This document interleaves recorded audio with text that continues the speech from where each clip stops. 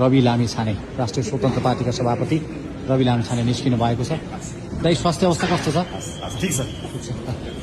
रवि लामिछानेज्यू स्वास्थ्यमा केही सुधार भए पछाडि आज कार्यक्रममा सहभागी हुनुभएको छ।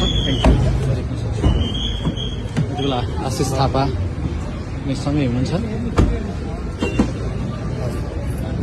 रवि लामिछानेज्यूलाई हेर्नका लागि यति बेला देख्न सक्छ।